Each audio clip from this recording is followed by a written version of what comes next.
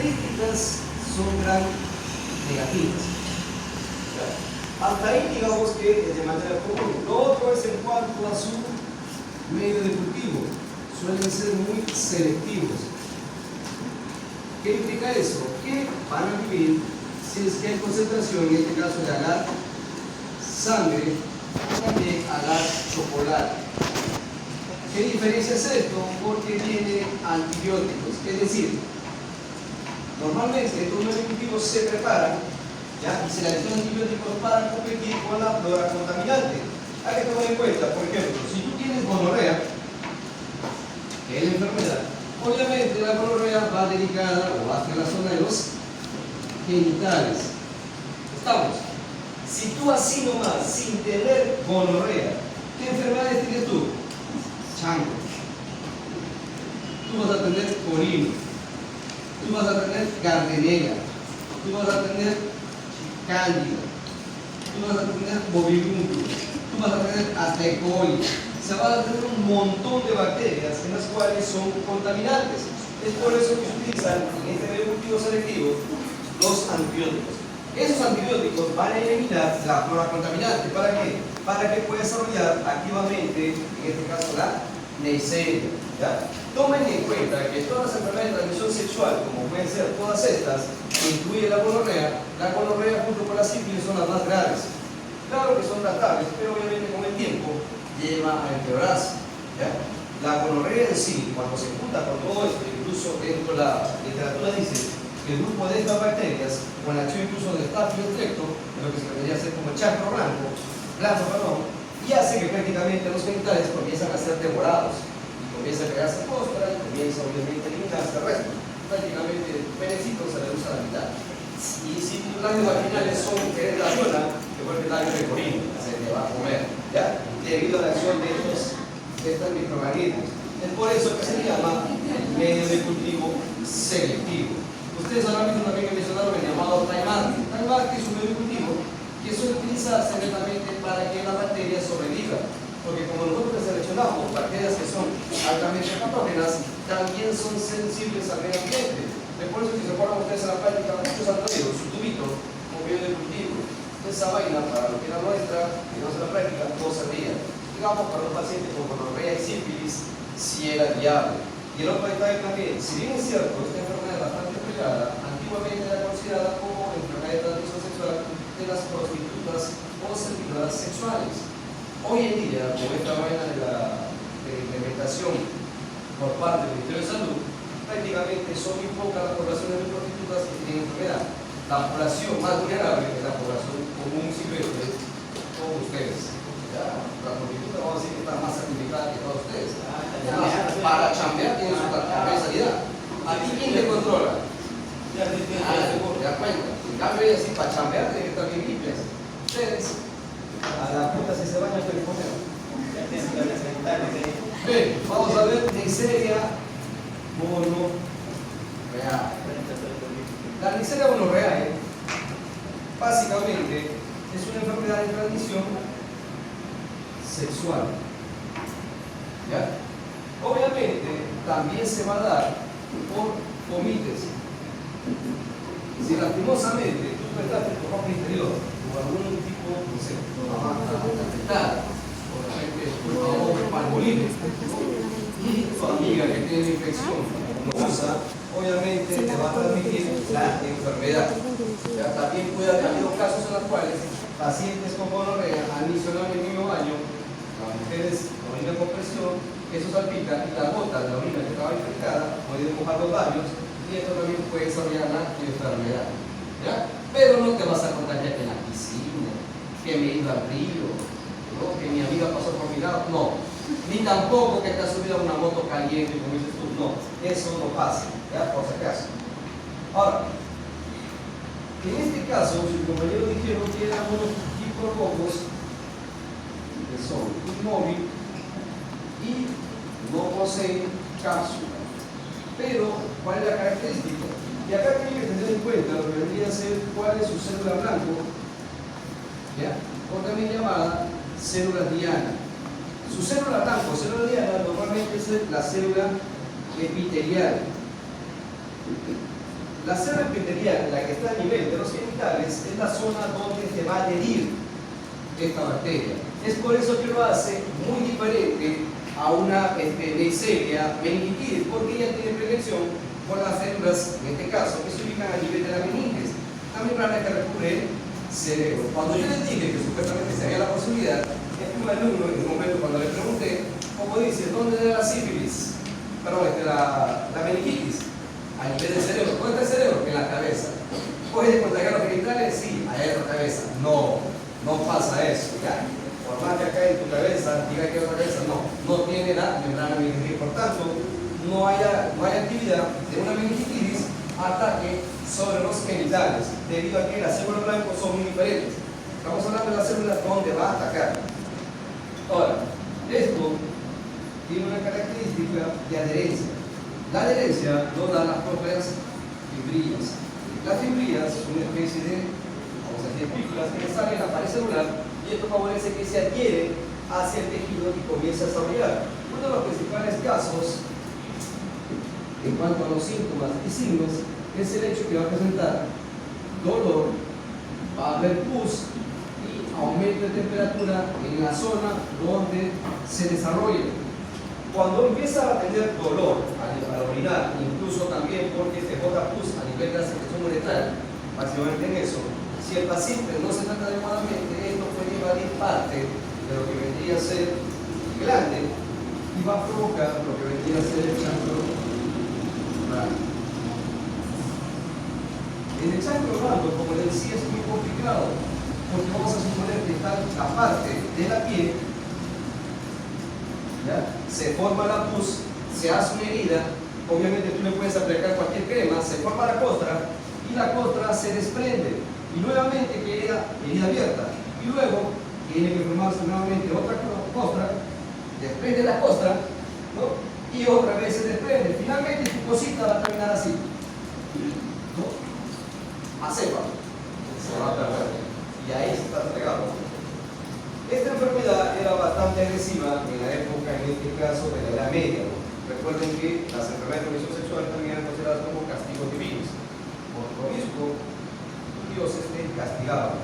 Cuando se descubrió la penicilina, este medicamento se utilizó y prácticamente se borró el problema de la gonorrea y la sífilis. Entonces, el ataque acá, pero ¿cuál es el sustento en la cual se pueda dar este tipo de enfermedad en la cual te desprende gran cantidad de tejidos? ¿Qué tendría que tener esta bacteria para que sea capaz de destruir el tejido? ¿Qué tendría que tener? Se lo explicar en otras clases, ¿eh?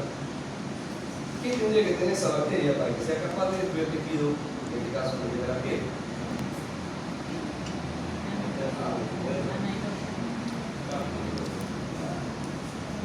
Posee enzimas que son lipolíticas y proteolíticas.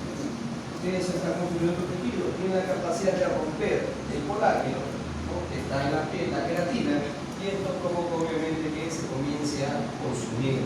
Prácticamente es una bacteria carnívora, ¿ya? Y esto obviamente provoca las secuelas. Ahora, ¿cuál es la muestra que se toma? Normalmente las muestras para eso suelen ser secreción uretral o también el tejido dañado. Ahora, ¿cuál es el detalle? Los medios de cultivo siempre tienen un proceso de anaerobiosis, más o menos entre 3 al 5% de CO2. Otra característica, crece entre 24 a 48 horas. ¿Ya? Normalmente suele dejarse 48 horas. Tiene un proceso lento de crecimiento. Y como se utiliza la sangre, tiene que estar más o menos la determinación de los aros. Vas a ver pequeñas colonias que suelen ser opacas o relucidas. ¿Se acuerdan lo que se llama Maconque? En Maconque había colonias rosadas y colonias relucidas. Más o menos así se visualiza, pero en agar sangre. Si estamos hablando de agar sangre, estamos hablando de que es un medio selectivo y es un medio altamente nutritivo, porque tiene gran cantidad de proteínas y especialmente contiene hierro. Ahora, también hay otra forma. Los otros diagnósticos que se hacen puede ser un diagnóstico a través de la inmunología. ¿Qué significa esto? Que vamos a detectar los anticuerpos. ¿Ya? O sea, hoy en día dar un diagnóstico es bastante rápido.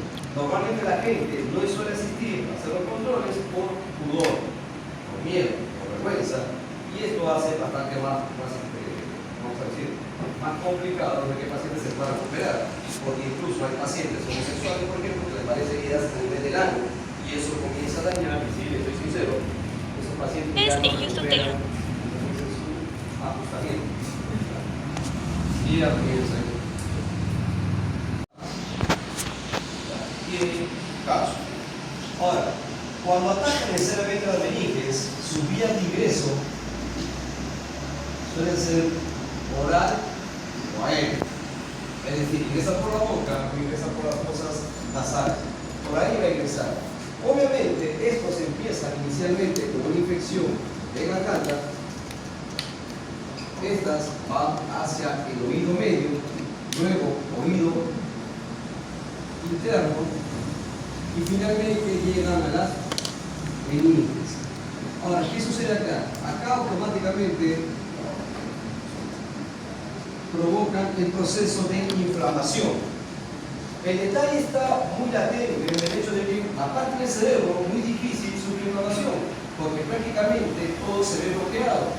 El detalle está de que como esta bacteria tiene cápsula, el proceso de inflamación se va a presentar porque automáticamente provoca el aumento de la reacción de los macrófagos. Cuando los macrófagos ven el proceso de inflamación, automáticamente van hacia ese lado y provocan el proceso de inflamación, que es lo recurrente que siempre se da. El problema es de que cuando se inflama la meninges, automáticamente ¿qué ocurre? Disminuye la concentración de oxígeno. Esto también te lleva, obviamente, a aumento de temperatura.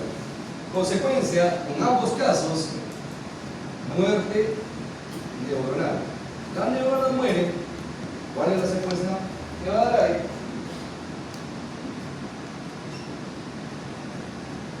Comienza el problema con un retraso mental.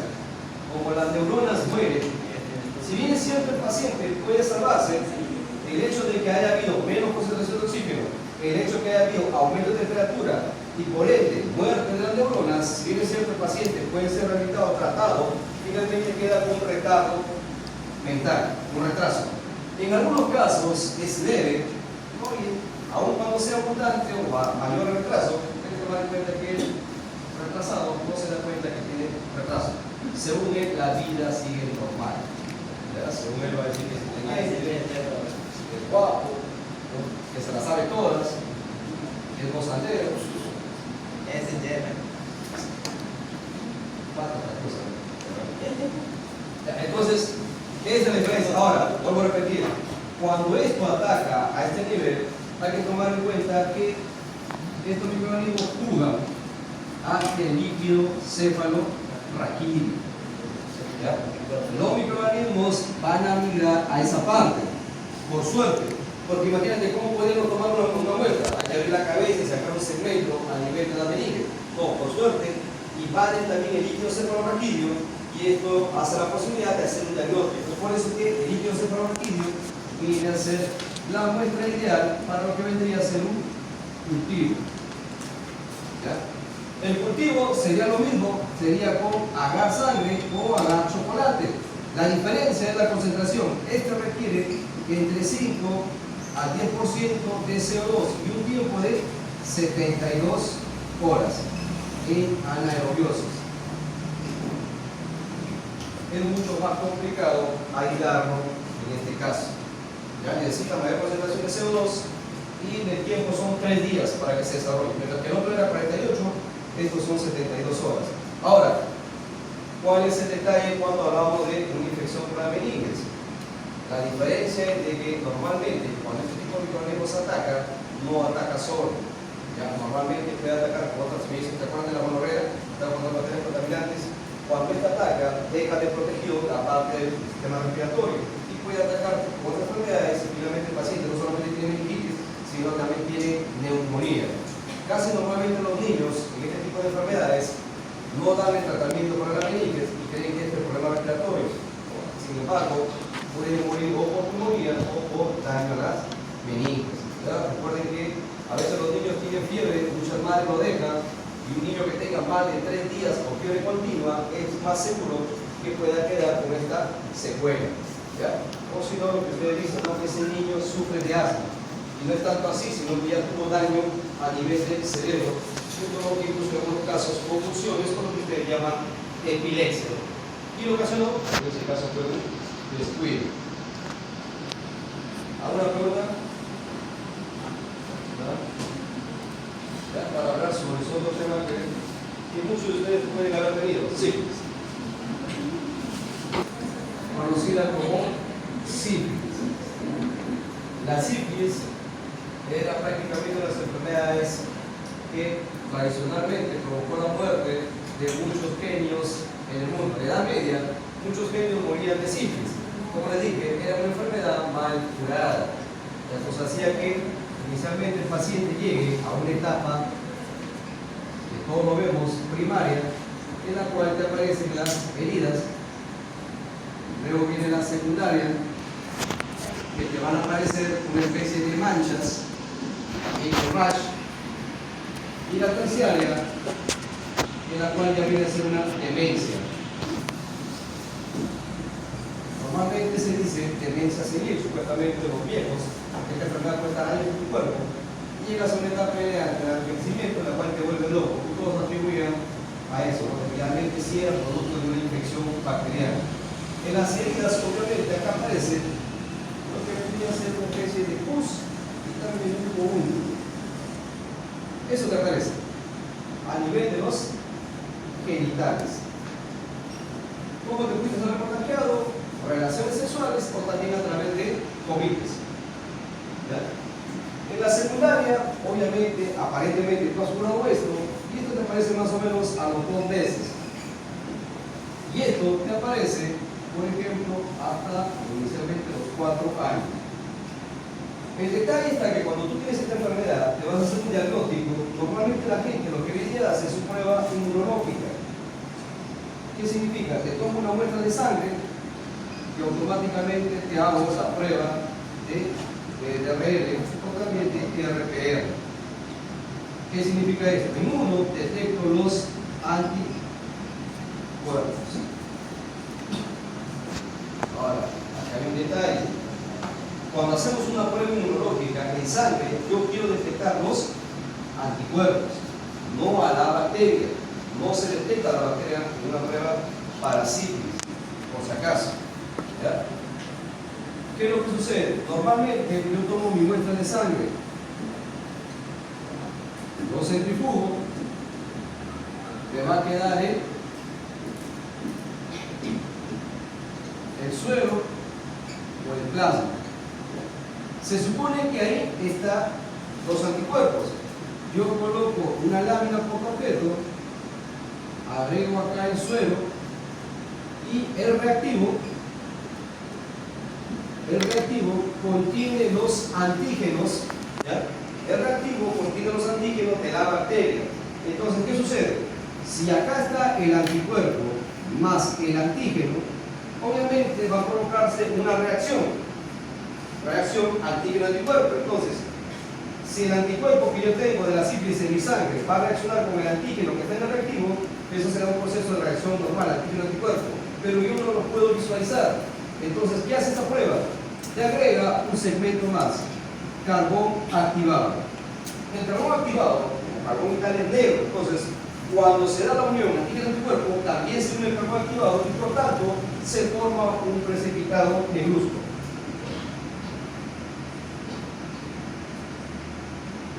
Al formarse el precipitado negruzco, automáticamente la prueba es positiva para sífilis. Ahora, ¿cuál es el detalle? Hay muchos pacientes en los cuales aparentemente creen que se han curado, pero están curados, ¿no? Pero tú tuviste un contagio, has sido curado con 10 ampollas de penicilina, una diaria. Tú necesitas ver si has mejorado. Entonces, ¿qué sucede? Vamos a suponer que te contagias el 10 de mayo, te haces el tratamiento todo el mes de mayo y para el mes de julio, ¿ya? Para ir a la sección del mando presidencial, te haces una prueba para ver cómo estás de tu sífilis. Y oh sorpresa, nuevamente sale positivo. Y tú dices, no me curé, me pegaron, o me volvieron a contaminar. Le perdoné a mi enamorada, pero ella me volvió a contagiar. No. ¿Qué es lo que pasó acá? Estos anticuerpos son bastante prevalentes. Significa que si tú te contagias ahora, probablemente todo el año vas a tener los anticuerpos. Así que, por más que tú estés curado, en cualquier etapa del año, que tú te hagas una prueba para sífilis, va a salir positivo. Y no es que tengas sífilis, simplemente los anticuerpos están ahí. Y en este caso, ¿qué tendrías que hacer? Simplemente tendrías que hacer una prueba de RPR cuantitativa. Ahí se dice los niveles de anticuerpos que tú tienes. Es decir, si cuando yo tenía sífilis, por ejemplo, tenía, vamos a decir, 1000 anticuerpos, cuando me he curado, ya bajo obviamente el nivel de reacción antígeno-anticuerpo, porque ya no hay la bacteria, entonces yo debería tener 500 para el mes de julio. Para el siguiente año, o de repente para fin de año, debería tener 100 o 50. Entonces, eso ya es una explicación lógica en la cual ya no tengo la enfermedad, simplemente mis defensas se están volviendo a la normalidad. Pero si yo hiciera una prueba cualitativa común y silvestre, obviamente me va a salir siempre positivo. Igual sucede con la prueba de embarazo. La prueba de embarazo, la común que se vende en las farmacias, son pruebas cualitativas, en la cual te dicen que estás o no estás embarazada. Si tú quieres realmente ver si tu embarazo va a evolucionar correctamente, tú dices, ¿cuánto tiempo de atraso tienes? Ya, vamos a decir 4 semanas. Vamos a suponer que tú deberías tener 6 semanas de embarazo. Entonces, te haces una prueba cuantitativa y te da la cantidad de hormonas HCG que está en tu sangre por las 6 semanas. Y comparas si está de acuerdo al nivel de una gestante normal. Y aquí te haces una prueba cuando tienes 3 meses de embarazo. Te haces la prueba para saber que las hormonas han aumentado. ¿Por qué se hace eso? Porque en algunos casos, hay mujeres que la gestación no se les nota, son bastante pequeños, o en el peor de los casos, el feto se murió. O tiene algún problema genético en la cual no desarrolla. Entonces muchas veces los niveles de HCG, en vez de aumentar, disminuyen o se mantienen. ¿Ya? Para eso sería el HCG cuantitativo. En el caso del RPR ocurre lo mismo, se hace el cuantitativo y el cuantitativo. ¿Ya? Porque obviamente los pacientes siempre van a venir traumados. La característica de esta bacteria normalmente es una espiroteca. Esta espiroteca puede ser o es móvil y esto hace que invada a nivel intracelular. Puede invadir al interior de las células, incluso atravesar tejidos. Tiene una gran habilidad. El detalle para esta bacteria es su aislamiento. Solamente se utiliza tejido animal. Nosotros no podemos aislar el poliema pálido en un medio de cultivo. ¿Ya? Esta bacteria es tan exigente que no puede, tiene que ser un cultivo celular. Se inyecta en otras células y ahí sí se puede, vamos a decir, desarrollar. Entonces que acá no vamos a poder tener los vencidos. Esas son las conservativas. ¿Ya? Es mucho más complejo en este caso el diagnóstico de cultivos. Por eso normalmente se hace la gran mayoría en acción, ¿no? En algunos casos hemos cerrado incluso inalar sangre y solamente nos creció una vez nada más. Luego la colonia se murió rápidamente. No desarrolla, es muy, vamos a decir, muy exigente para el común de las otras bacterias. ¿Alguna pregunta?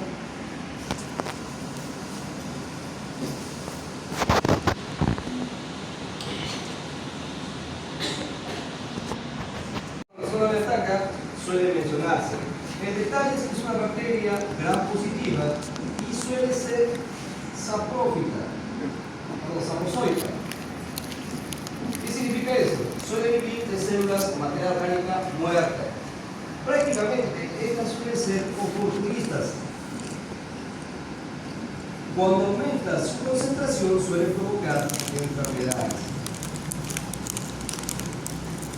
¿Ya? Básicamente esto es característico de las personas que tienen falta de higiene, ¿no? Son las que desarrollan este tipo de enfermedad. Prácticamente son las que la funcionan. Incluso ustedes van a ver cuando ustedes en el centro de salud, les van a llamar movilúnculos a estas bacterias. En sus recortes de células clave que llaman ustedes, van a reportar este tipo. Pero ¿cuál es el detalle? El detalle acá es que es un tipo de bacteria que, como dices, es oportunista, implica mucho en cuanto a la actividad sexual normalmente de los pacientes. ¿Por qué? Porque Porque si bien es cierto, es oportunista, provocan los descensos y mal olor. Entonces, muchas veces, yo les he dicho, ¿no? Cuando huela pescado, ¿qué bacteria sería? ¿Qué bacteria era? ¿La secreción vaginal? Gardnerella vaginalis. Esta bacteria acompaña a la Gardnerella. ¿Ya? En muchos casos, cuando no hemos encontrado Gardnerella, esta bacteria es la que da ese olor característico. Pero el detalle en este tipo de bacteria es el hecho que va a desarrollar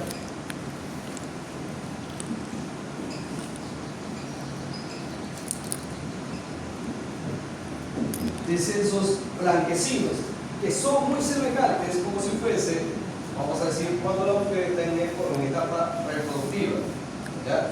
Entonces esto confunde mucho pensando que es un descenso normal, porque inicialmente no se genera mal olor en algunos casos. El problema está que puede provocar infección ocular. Como ustedes son jóvenes y se creen actores porno, ¿no? Cuando tienen actividad sexual, ¿no? Más aún creen que se puede hacer de todo, ¿cómo creen que llegaría un paciente a tener infección ocular? ¿Cómo podría llegar? ¿Ya se imaginan? Disparado en la cara. Entonces, cuando el hombre tiene relaciones sexuales a nivel de vagina, saca su vientre y se crea actor porno y dispara en otro lado, va manchado por la parte de sesos, y si la paciente, en este caso, no se lavó correctamente, le va a comenzar la infección ocular. Lo que es que esa infección ocular no se da como una conjuntivitis aguda o grave, ¿no? Simplemente se da que todas las mañanas vas a formar una tremenda lagañaza en tus ojos. Te lavas y todo sigue normal. ¿Ya? Pero lo que conocen, nos damos cuenta cuando esto, especialmente la base acá, no recuerdo su nombre acá, se vuelve enrojecido y muchas veces está taponeado y esa vaina segrega gran cantidad de lagañas. Entonces los pacientes, específicamente mujeres, bueno, por ahí habrá uno que otro calladito, tienen este tipo de infección a nivel de los ojos, ¿no? Igual como les digo a los pacientes, por ejemplo, cuando en el caso de los hombres suele también ser infección a nivel de la garganta. Como digo, tú vas a ver, por ejemplo, van a encontrar jóvenes que están hablando y pronto sienten que hay una carraspera ahí. Para todo, para que escuchen esa vaina, ya. Y eso nosotros lo conocemos como en medio minuto, puro sopa, ¿no? Significa que esta bacteria ya invadió su garganta. Ahora, ¿cómo te puedes dar cuenta? Simplemente haces una tinción gran y ¿qué va a haber? Van a haber bacterias como si fueran letras chinas. Vas a ver unas así cruzadas, como si fueran letras chinas. Ese es el diagnóstico de esta bacteria. Normalmente con cualquier tipo de antibiótico puede darse tratamiento de esta bacteria. Salvo que se haya vuelto crónica si que ha ido acompañado de otra bacteria más. Pero casi comúnmente la mayoría de jóvenes suelen sufrir de esto. Infección a nivel de los ojos, por formación continua de lagañas, y en el caso, tanto de hombre como mujer, una especie de inflamación continua a nivel de garganta.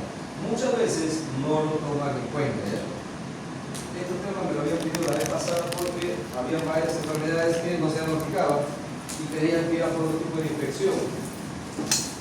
Esta vez vamos a tomar el virus, vamos a hablar al final del antivirus, ya, porque aparentemente puede haber una pandemia. Quiero que sepas de que vas a morir. Ya, tienes que ser un muerto público. Bien, hasta acá entra el examen para la siguiente semana. Hoy día, los del día lunes no tienen práctica y los del día viernes tampoco. Pero los del día viernes tienen que venir porque tienen que terminar su práctica que está pendiente. Espero que hayan sentado con gente. Voy a tomar lista.